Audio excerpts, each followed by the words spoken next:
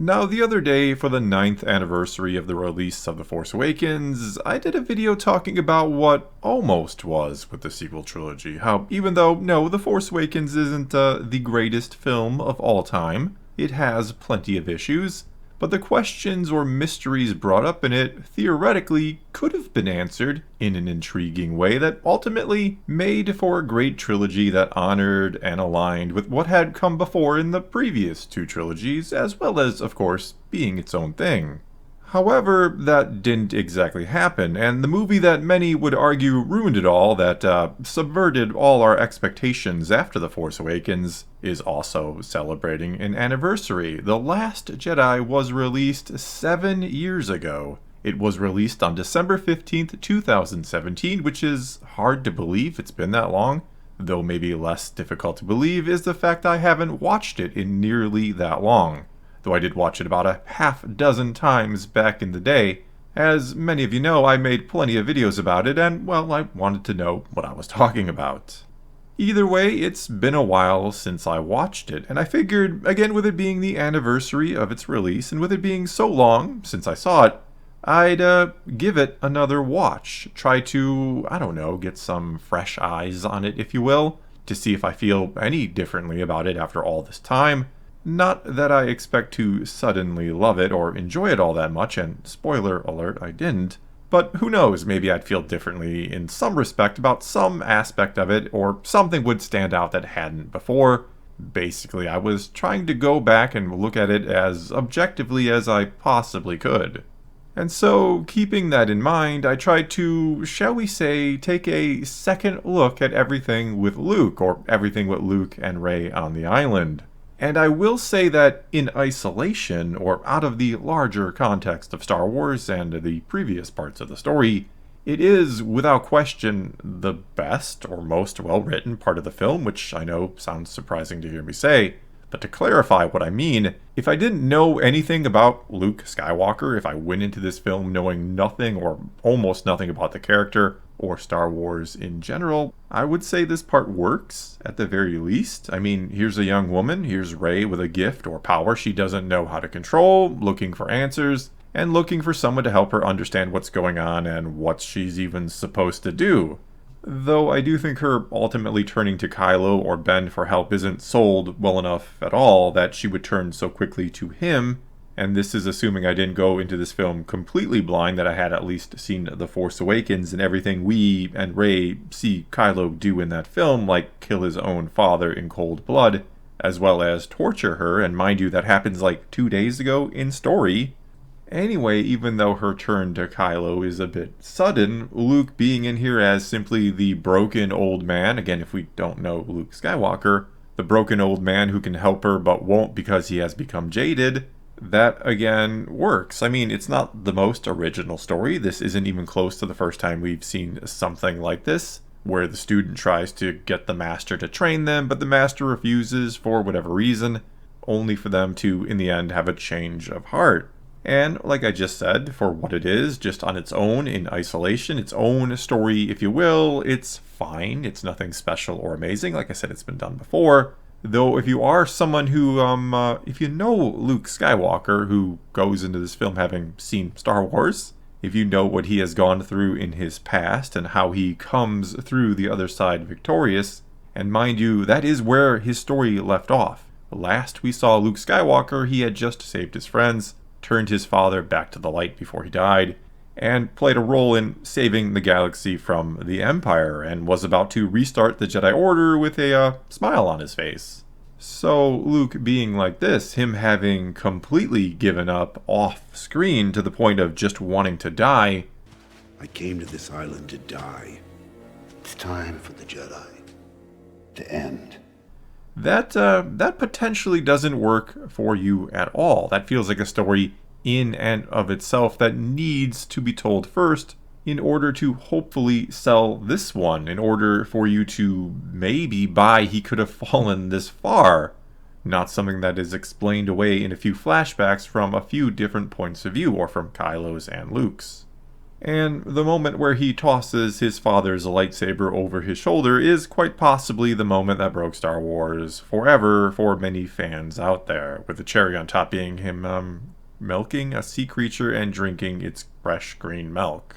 In fact, I oftentimes got told back in the day when I was making a few videos about The Last Jedi in the years gone by, but I was told that this was the reason I didn't like the film, that I just couldn't stand that Luke Skywalker was humanized, as if he hadn't been before, instead of being a flawless god that did a bunch of cool stuff with the Force and a lightsaber, and was the hero of everything in the end. And though, yes, I was disappointed with what was done with him in this film, I disagreed with it, and I'm not going to try and say it didn't or doesn't influence my feelings towards the film at all, when it certainly does. But it is, again, in some respects, it is the best part of the movie, or the only part that really makes sense, that holds up to scrutiny. Again, if you don't know or care about Luke, or simply enjoy seeing him humanized, as some will say they do, or they'll say they liked that about Luke. It helps them relate to him in this movie, and if that's you, more power to you. But anyway, without question, the worst part of the film, what makes this a bad movie in my opinion, and was rather painful to rewatch, was the absurdity of the slow space chase. It is so bad when you try to apply any logic to it whatsoever by anyone involved in it. And yeah, it is worse than the Canto Bight stuff, though don't get me wrong, not from a lack of trying out of the Canto Bight stuff. It really tries as hard as it can to be the worst part of the movie, and is indeed nothing more than a completely unnecessary side quest. I mean, instead of having Finn and Rose go looking for the Codebreaker in order to get aboard the Supremacy, they could have just as easily skipped all that, skipping Canto Bight and potentially Rose altogether, and making room for something else, making room for Finn to already know a way to bypass the security to sneak on board in order to try and disable the tracker. And while he's sneaking around, he encounters a stormtrooper who somehow recognizes him, not necessarily because the stormtrooper knew him, but because he, Finn, is now the most wanted individual in the galaxy, by the First Order anyway, next to Luke perhaps, and he's of course wanted for betraying them. And this stormtrooper who recognizes Finn could essentially be a Rose replacement, could be a sort of love interest for Finn if that's the direction you want to go in. And long story short, Finn has to convince this stormtrooper, or explain why he defected, and then convince him why the First Order is, to put it very simply, bad, and why she should help him to stop them. And this one simple act, turning one stormtrooper, because of course she would ultimately help him, but this one act, this one turning of a stormtrooper is like an infection in the ranks of the stormtroopers. This is the roots of a stormtrooper rebellion that could be brought to fruition in the next film. But getting back to the slow space chase now, though before I do, I should say that I understand Star Wars has never, shall we say, fully adhered to the laws of physics. Some of them are a bit flexible for the sake of the story, and as long as what is established about them remains somewhat, or mainly consistent, and somewhat believable in the first place, that's okay. It's fine if they don't follow every little rule of the laws of physics perfectly, and I'm not even about to bring up the Holdo maneuver or anything like that. I'm not even going to go there in this video. But anyway, first of all, I guess before we even get into the physics stuff, I just love that the First Order, who is trying to take over the galaxy at this point, to clench it in an iron fist, if you will, and do remember they have just blown up the Hosnian system like yesterday in story, but they have a massive fleet, literally like dozens of ships, chasing 3 resistance ships running out of fuel because why not, I guess. It's not like those Star Destroyers could be doing anything else. It's not like any other planet or organization out there, like some sort of remnant of the New Republic perhaps, is putting up any sort of fight that Star Destroyers might be needed for. The entire galaxy, it seems, just rolled over and the First Order has completely won. And along those same lines, the First Order just decides to follow them for 18 hours instead of trying to do anything else to stop them sooner. Again, it's not like they might possibly be needed elsewhere in the galaxy to secure their rule over it or to fight the New Republic counterattack or something along those lines. either way, even if the New Republic isn't out there putting up a fight, why not, oh, I don't know, launch a couple hundred TIE fighters to disable the ships? And don't give me that crap about how, like the film tries to, that the TIE fighters won't have the support from the Star Destroyers because they're out of range. For one, when Kylo and 2 other TIE fighters make an attack, the Resistance ships aren't even firing back at them. Or maybe I should say even hitting them, not until the film or Hux mentions that they won't have support anymore. And 2, even if you do lose, a dozen TIE fighters? 2 at the most? 2 dozen out of the countless ones you don't even need because apparently the New Republic isn't mounting any kind of counteroffensive. But if you do give up a couple dozen TIE fighters, you don't, I don't know, have to chase 3 ships for 18 hours needlessly when there is again a galaxy to secure. You might be quelling this resistance, but who's to say another isn't forming as you follow the ships for 18 hours? Also keep in mind how much damage Kylo and, again, the 2 other TIE fighters initially did, destroying both the landing bay and the bridge of the Radis of the Resistance flagship. So what would a few hundred TIE fighters be able to accomplish? But nope, instead of doing that, they'll just wait for the Resistance ships to run out of fuel, because when they run out of fuel, the ships will just immediately come to a grinding halt in space.